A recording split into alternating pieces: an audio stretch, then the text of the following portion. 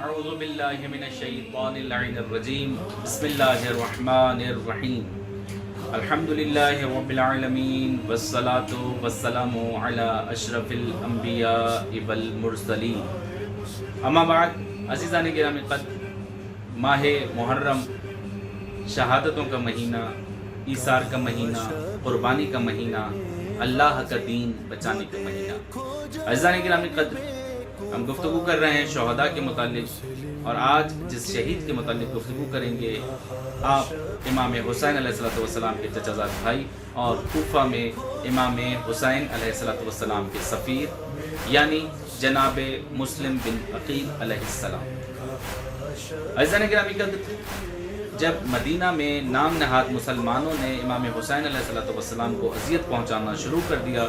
اور بیعت کا مطالبہ کیا کہ یزید جیسے فاسق فاجر شرابی شخص کی بیعت امام حسین علیہ السلام کریں، تو امام حسین علیہ السلام نے اس سے کہیں زیادہ بہتر یہ سمجھا کہ امام حسین علیہ السلام اپنے نانا کا شہر مدینہ چھوڑ کر چلے جائیں، بجائے اس کے ایک فاسق شخص کے ہاتھ میں بیعت۔ یقیناً امام جیسا شخص، امام جیسی شخصیت کسی فاسق فاجر کی بیعت نہیں کر سکتی۔ امام حسین علیہ السلام مدینہ چھوڑ کر مکہ تشریف فرما ہوئے۔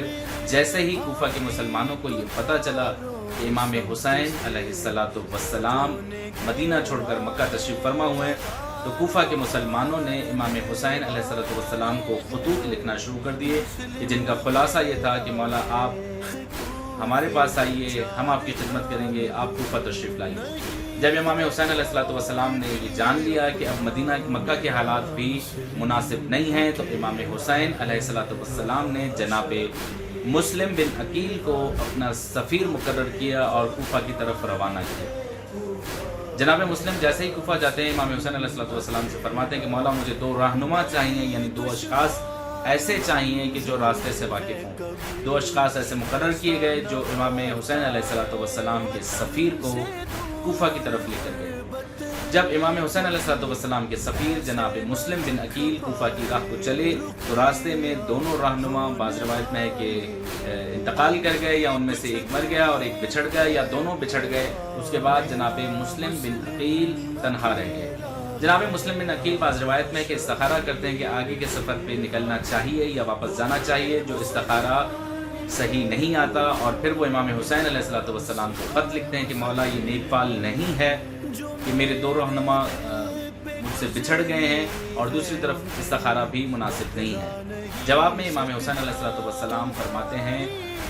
کہ آپ اللہ کا دین بچانے کے لیے گئے ہیں اور اس میں استخارے کی ضرورت نہیں ہے، اور یہ جس سلسلے میں آپ جا رہے ہیں اس میں کسی فعال کی ضرورت نہیں ہے، نیک فعال ہے یا بد فعال ہے، آپ اللہ کا دین بچانے کے لیے آگے بڑھیے۔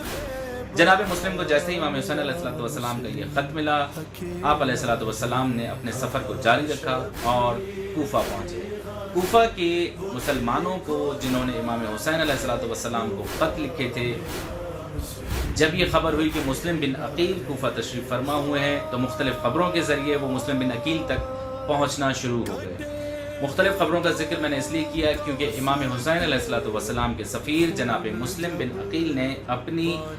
رہائش کو، یعنی جہاں وہ رکے ہوئے تھے، مخفی رکھا ہوا تھا۔ روایات میں موجود ہے، کچھ روایتیں ملتی ہیں کہ جناب مسلم بن عقیل مختار ثقفی کے گھر پہ موجود تھے، اور بعض روایت میں ہے کہ وہ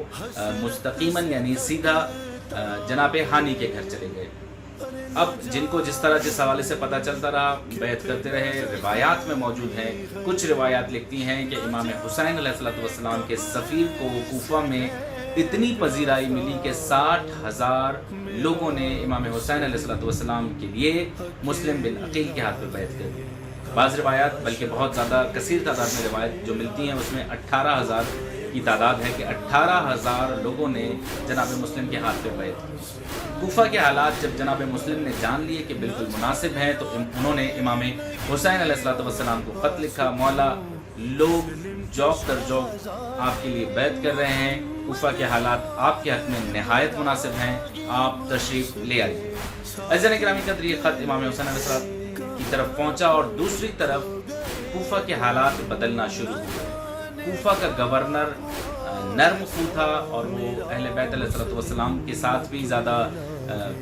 यानी गर्म खून नहीं था, नहीं लड़ता था और उनकी शान में हान भी नहीं करता था, लेकिन उसने किसी किस्म का कोई रद्द-ए-अमल नहीं दिया कि मुस्लिम कूफा में। दूसरी तरफ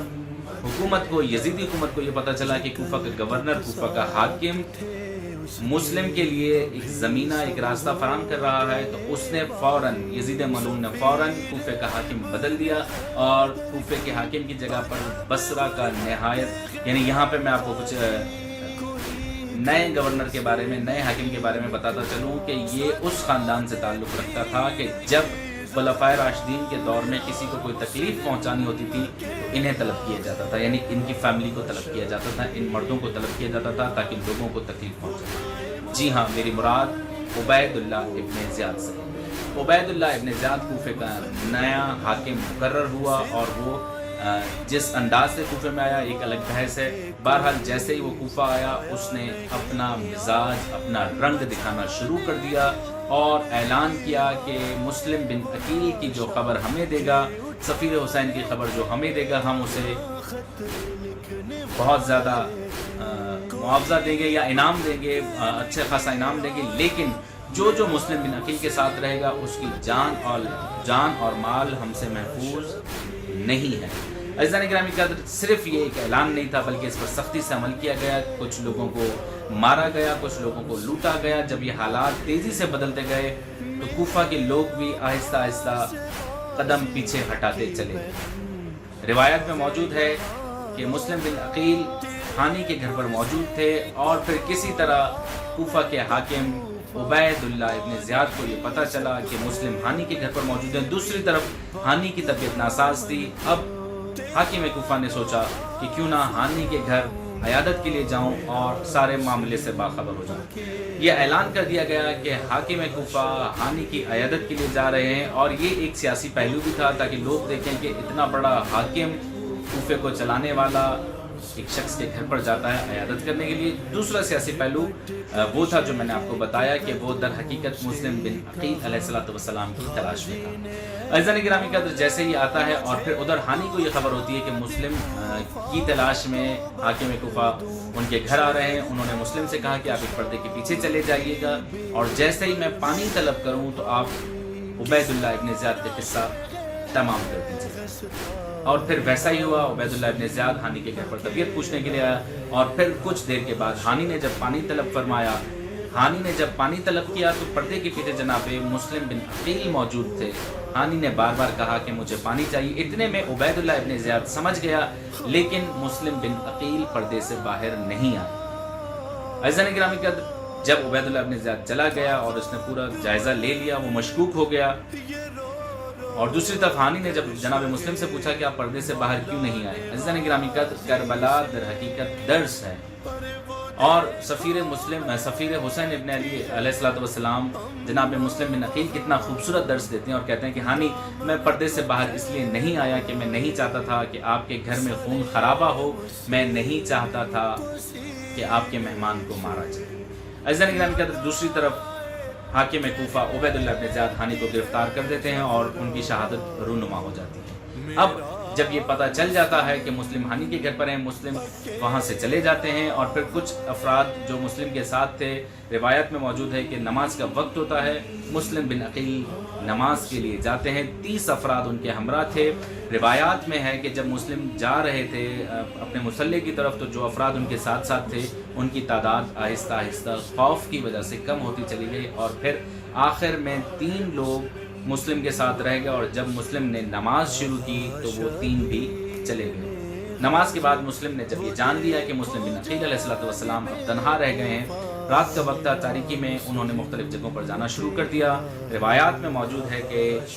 चलते चलते एक मकाम पर रुके जहाँ पर एक खातून मौजूद थी जिसका नाम था तौआ ने जब ये जाना कि मुस्लिम बिन अकील हैं, सफ़ीर इमाम हुसैन हैं, क्योंकि अहले बैत के चाहने वाली थी, उसने जनाब मुस्लिम बिन अकील अलैहिस्सलाम को अपने घर में जगह दी और फिर घर में गोशे में कमरा था जहाँ पर जनाब मुस्लिम को اس نے جگہ دی، اور جب جناب مسلم کو کھانا اور پانی وغیرہ پیش کیا گیا تو جناب مسلم بن عقیل نے زیادہ تناول نہیں فرمایا۔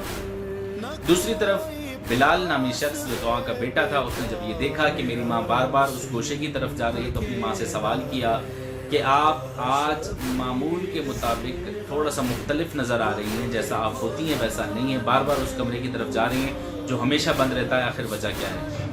کافی اصرار کے بعد اس کی ماں اس کو منع کرتی ہے، اگر تم یہ راز کسی کے سامنے فاش نہ کرو تو میں تمہیں بتاؤں۔ جب وہ جان لیتا ہے کہ جناب مسلم بن عقیل ہمارے گھر پر ہیں تو یہ خبر فوراً حاکم تک پہنچاتا ہے کہ مسلم ہمارے گھر پر ہے۔ عزیزان گرامی کا دوسری طرف مسلم یہ جان لیتے ہیں، اور پھر جیسے ہی حاکم کو پتہ چلتا ہے ایک فوج، ایک لشکر جناب مسلم کو گرفتار کر لیا، کیونکہ مسلم امام حسین کے صرف سفیر نہیں تھے بلکہ ہاشمی خون تھے، اور جب انہوں نے تلوار چلائی جو ان کے ہاتھ میں تھی، ایک طرف لشکر ہے، ایک طرف جناب مسلم کی تلوار چل رہی ہے، کافی لوگ زخمی ہوئے، ان میں سے ایک شخص بکیر بن حمران یا بکیر بن عمران زخمی ہو گیا، جسے مسلم بن عقیل نے اس کے دانت توڑ دیے تھے۔ دوسری طرف محمد بن اشعث نے کہا کہ میں آپ کو امان دیتا ہوں، آپ میرے ساتھ دربار میں چلیے تاکہ آپ کو محفوظ رکھا جائے۔ مسلم بن عقیل کے ساتھ جب یہ وعدہ کیا جاتا ہے، مسلم بن عقیل اس امان نامے کی وجہ سے جیسے ہی دربار آتے ہیں، عبید اللہ ابن زیاد کہتا ہے کہ کون سی امان؟ میں کسی امان کو نہیں جانتا، جس نے آپ کو امان دی ہے وہی آپ کو امان دے، میں کسی امان کو نہیں جانتا۔ عزیزان گرامی کا جب مسلم بن عقیل کے سامنے یہ آشکار ہو گیا کہ اب انہیں شہید کر دیا جائے گا تو مسلم بن عقیل نے پورے دربار میں نگاہ دوڑائی اور عمر ابن سعد سے مخاطب ہو کر کہا کہ میری 3 وصیتیں ہیں۔ پہلی وصیت یہ کہ میرے آقا، میرے سردار، میرے مولا امام حسین علیہ السلام کو خط لکھا جائے اور انہیں منع کر دیا جائے کہ کوفے کے حالات اب ویسے نہیں ہیں، آپ کوفہ تشریف نہ لائیے۔ دوسری وصیت یہ ہے کہ مجھے غسل و کفن دیا جائے اور اچھی جگہ پر رکھا جائے۔ تیسری وصیت یہ کہ میری زرہ اور میری تلوار بیچ کر میرا قرض اتارا جائے۔ لیکن عزیزان گرامی کہ جنہوں نے یہ ٹھان لیا ہو کہ اہل بیت کو قتل کرنا ہے، انہیں شہید کرنا ہے، وہ وصیتیں کہاں پوری کریں گے؟ عزیزان گرامی کا اب عبید اللہ ابن زیاد کہتا ہے کہ تم میں سے کون ہے جو مسلم کا قصہ تمام کرے؟ وہی شخص بکیر کے جس کے دانت مسلم بن عقیل نے توڑے تھے، وہ کہتا ہے کہ میں مسلم بن عقیل کو قتل کروں گا۔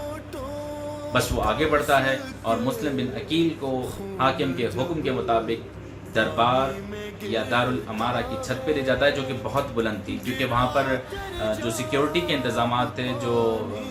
پاسبان اور نگہبان تھے، ان کے ہاتھوں میں تلواریں ہوتی تھیں، نیزے ہوتے تھے، وہ بلندی پر ہوتے، بلندی پر لے کر گئے اور پھر مسلم نے اس سے پوچھا کہ یہ بتاؤ مدینہ کس طرف ہے، مدینہ کا راستہ، مکے کا راستہ کس طرف جاتا ہے؟ جب اس نے اشارہ کیا اس طرف ہے تو مسلم نے اس طرف رخ کر السلام علیکہ یا ابا عبداللہ کہنے کے بعد کہا مولا مجھے معاف کیجیے گا، کوفے کے حالات بہت بدل گئے ہیں۔ اس کے بعد مسلم بن عقیل کو دارالامارہ کی چھت سے 2 روایتیں ملتی ہیں کہ وہاں پہ تن سے سر جدا کر دیا تھا۔ دوسری روایت یہ ہے کہ مسلم بن عقیل کو سفیر امام حسین علیہ السلام کو وہاں سے دھکا دے دیا جاتا ہے، اور نیچے جو سخت زمین تھی جہاں پر پتھر موجود تھے، بلندی سے گرنے کے بعد مسلم بن عقیل کا سر پتھروں سے ٹکراتا ہے اور مسلم بن عقیل کوفہ میں دارالامارہ کے پاس شہید کر دیے جاتے ہیں۔ انا للہ و انا الیہ راجعون۔ پروردگار عالم سے دعا ہوں کہ مالک ہمیں امام حسین علیہ السلام کے راستے پر چلنے کی توفیق عطا فرما۔ والسلام علیکم ورحمۃ اللہ وبرکاتہ۔ Hussein, Hussein, Hussein, Hussein.